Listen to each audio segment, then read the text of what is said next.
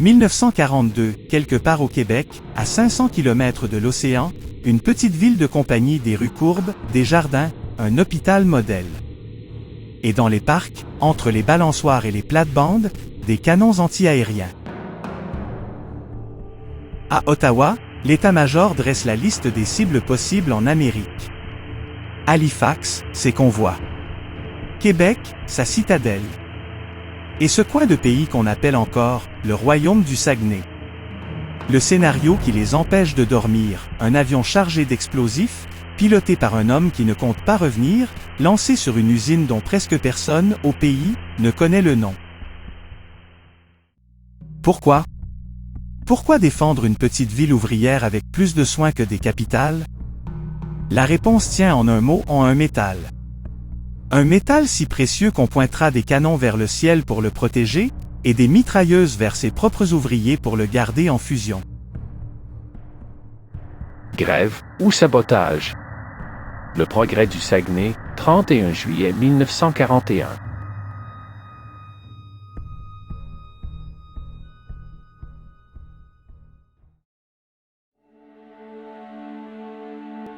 L'histoire commence par une transaction. 1925. Le Trust américain de l'aluminium et l'Alcoa achète la rivière Saguenay. Ses chutes, ses droits, la plus grande centrale du monde. Il ne manque qu'un terrain pour l'usine. Sur le plateau, entre Jonquière et Chicoutimi, une cinquantaine de cultivateurs. La compagnie offre un prix unique à l'acre, à une condition, tout le monde vend.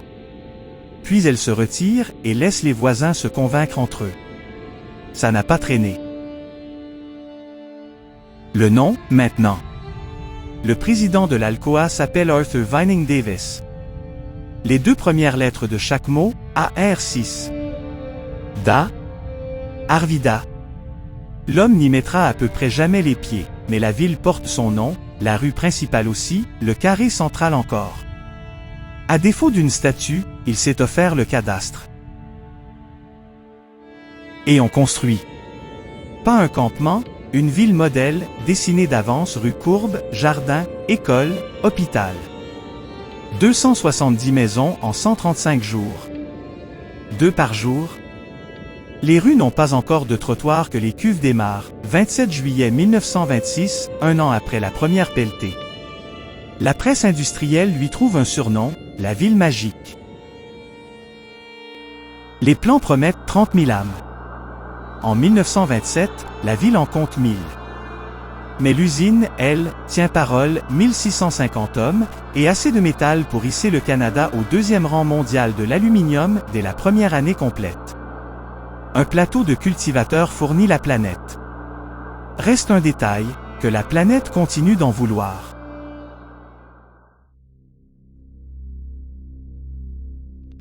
Octobre 1929. New York s'effondre. L'onde met quelques mois à remonter le fjord, quand elle arrive, elle ne fait pas de détails. 27 400 tonnes vendues en 1927, moins de 10 000 en 1932. Les 1650 hommes ne sont plus que 400. Le salaire du cuviste retombe à 34 cents de l'heure pour des cuves à 1000 degrés. À Chicoutimi, 8172 personnes vivent du secours direct. Des bons, pas d'argent et l'argent, on pourrait le boire. Un géographe de passage résume, la misère régnait dans les agglomérations industrielles. Une génération complète grandit là-dedans. En mai 1939, les jeunes chômeurs manifestent dans les rues. Ils ne le savent pas, dans 6 mois, on va se battre pour les embaucher.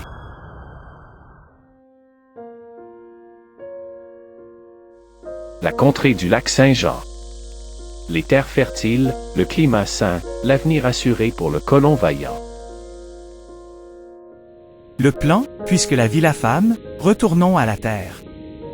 Plan Gordon, puis plan Vautrin en 1935, 7400 colons sont établis, 36 paroisses sortent de la carte. Sur papier, c'est 1838 qui recommence. Sauf qu'en 1838, les 21 savaient pourquoi ils partaient. En 1935, on part parce qu'il n'y a rien d'autre. Les registres disent la suite, les colons désertent. terre mauvaise, lots improvisés, paroisses sans route. Et il y a la savane de Bagotville. 4000 hectares de tourbières asséchées à bras d'hommes, des chômeurs, payés en secours. 8 ans de canaux dans la boue noire, pour une paroisse qui ne sera jamais fondée. À l'été 1941, on arrête tout, la guerre a d'autres chantiers pour ces bras-là.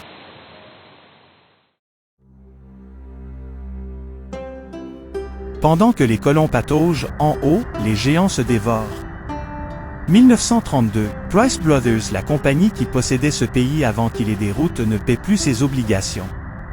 100 ans de règne, et l'Empire est à genoux. Qui rôde autour de la carcasse pour racheter les morceaux?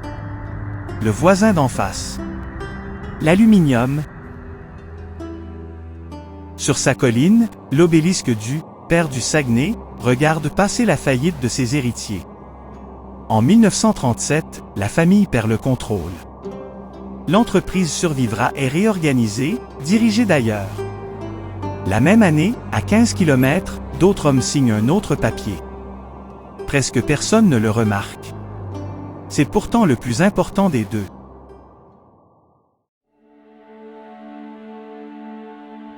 Ce papier, c'est la première convention collective d'Arvida. 90% des ouvriers adhèrent. Hausse de 25%, journée de 8 heures et une journée de vacances payées par année de service. C'était une première dans l'industrie. On mesure d'où on partait. Septembre 1939. La guerre. Et la guerre moderne vole Spitfire, Lancaster, Hurricane, de l'aluminium. Or l'aluminium, c'est de l'électricité solidifiée, et la rivière d'ici en produit plus que nulle part ailleurs. Du jour au lendemain, le un coin perdu devient un organe vital de l'Empire britannique. 1400 ouvriers en 1939, 12 000 en 1943, ont bâti des quartiers entiers à la hâte pour les loger.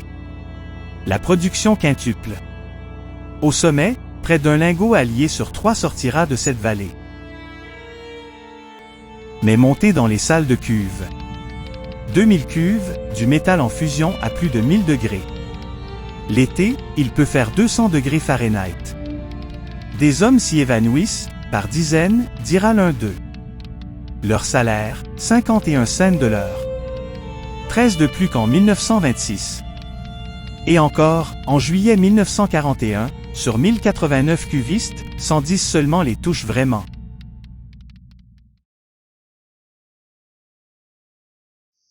Juillet 1941.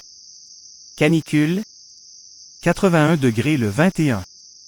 85 le lendemain. 90 le surlendemain. Dans les salles de cuve, on n'ose pas imaginer. Le 23, les chèques de paye tombent, plein de surprises, retenues d'assurance chômage toute neuve, taxes de défense doublées, fonds de pension. Et le bonus de production calculé selon une formule que personne n'a jamais vue en baisse de 5 $. Le lendemain, il fait 94,5. Le soir du 24, aux lignes 42, des contremaîtres veulent transférer un homme. C'est le geste de trop. Les cuvistes lâchent les cuves et marchent vers la barrière principale en scandant une phrase en anglais, la langue du patron, $1 an hour, and no bonus. $1 de l'heure, pas de bonus. La compagnie refuse de négocier tant qu'ils ne sont pas rentrés. Alors, dans la nuit, elle coupe graduellement le courant des cuves. 2000 cuves. Le métal fige. L'usine la plus stratégique du Commonwealth vient de s'arrêter. Il faut comprendre qui sont ces hommes. 150 syndiqués sur plus de 4000, ce n'est pas le syndicat qui a déclenché ça. C'est une grève sauvage, née de la chaleur et des talons de paye. Parmi eux, les anciens de la pulperie de Chicoutimi, ceux que la compagnie écartait à l'embauche pour incapacité physique. Officieusement, ils avaient déjà fait la grève une fois. À Ottawa, la nouvelle arrive dans la nuit par la compagnie. CDO, le ministre qui régente l'économie de guerre, menace de démissionner si on ne lui donne pas les pleins pouvoirs. Le 26, Mackenzie King note dans son journal ce qu'on vient de lui rapporter, l'usine aurait été saisie par des hommes menés par un étranger ennemi. Un espion. Le 26. Les rapports censés l'établir n'existent pas encore. L'accusation est née avant la preuve. Dimanche 27 juillet, 11h20 du matin. Pendant que les grévistes évacuent l'usine à la demande de leur propre fédération, 400 soldats de Valcartier entrent dans Arvida.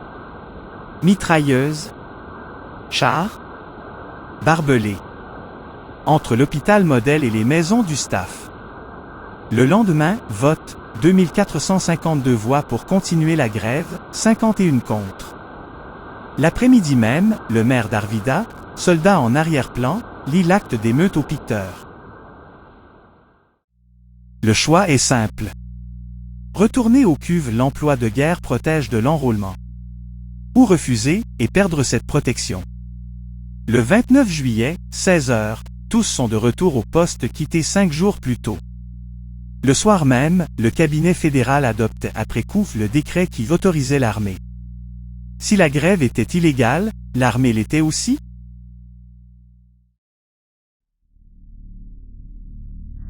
Pendant ces 5 jours, le Canada n'a rien su. Censure de guerre, pas une ligne nulle part. La nouvelle sort le 29 juillet, le lendemain du retour au travail.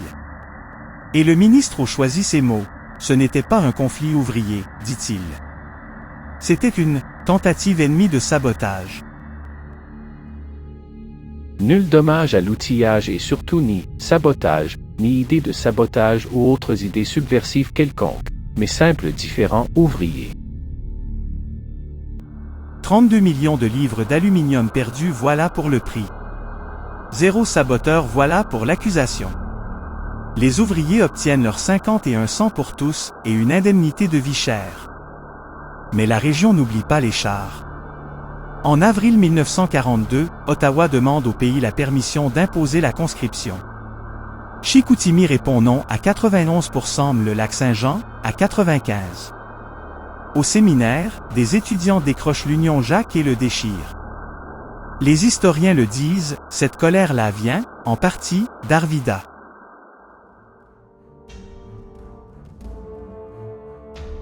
Ce que les grévistes ne pouvaient pas savoir, c'était un secret de guerre. À 15 km, la compagnie venait de lancer le plus grand chantier hydroélectrique de la planète. Shipshaw. Prévu sur 5 ans, livré en 28 mois. 10 000 hommes jour et nuit jusqu'à 23 000 sur l'ensemble des chantiers en 1943. 12 turbines, près d'1 million de chevaux vapeur, plus du double de la merveille de 1926, qui n'a que 15 ans. Vous, homme de Shipshaw, 10 000 et plus. Vous travaillez, vous bâtissez, vous gagnez la guerre. 10 000 guerriers derrière la ligne de front.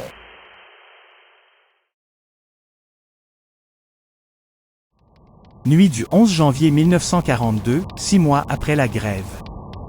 Dans les camps, les hommes dorment dans des dortoirs de bois et de carton goudronné. Le feu prend au camp 9. En quelques minutes, 3 dortoirs brûlent. 15 morts, 15 blessés. Le premier réflexe, encore une fois, sabotage. L'enquête conclura, un mégot de cigarette. Combien d'hommes le chantier a-t-il coûté? Un chercheur avance 62 morts. Le chiffre exact, personne ne le connaît, la censure veillait aussi sur les statistiques. Une rumeur courait, jamais confirmée, la centrale contiendrait les corps d'ouvriers tombés dans le béton. C'est probablement faux. Mais qu'on ait pu le croire dit tout du rythme auquel on coulait ce béton-là.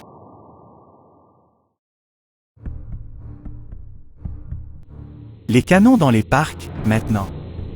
Si vous vouliez clouer au sol des milliers d'avions alliés, vous ne bombarderiez pas une usine d'avions. Vous frapperiez ici. L'état-major a fait le même calcul, sabotage du réseau, sous-marin contre Port Alfred, avion suicide sur Arvida. Alors en juillet 1942, on bâtit une base aérienne dans les champs de Bagotville là où, l'année d'avant, on drainait encore la savane. Sa devise, encore aujourd'hui, défendez le Saguenay. Paranoïa?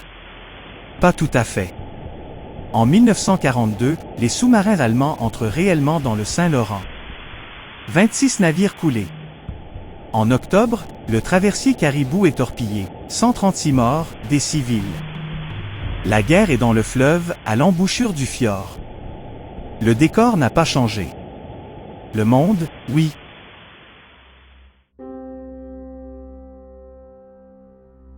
La fin arrive avant la victoire.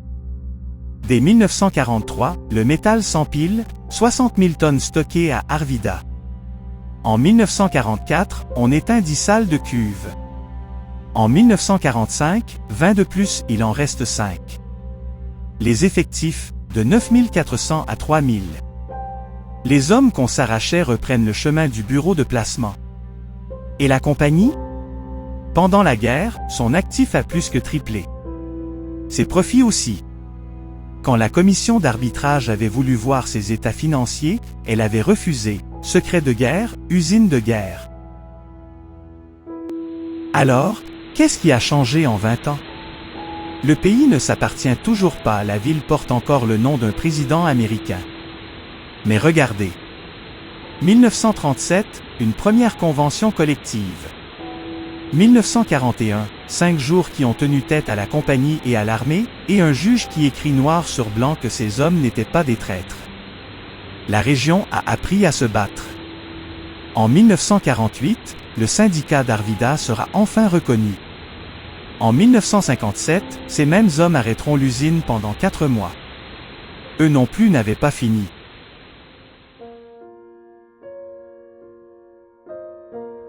Ce film s'appuie sur le rapport de la Commission royale d'enquête d'octobre 1941, sur les pages du Progrès du Saguenay de 1925 à 1945, et sur les travaux des historiennes et historiens de la région.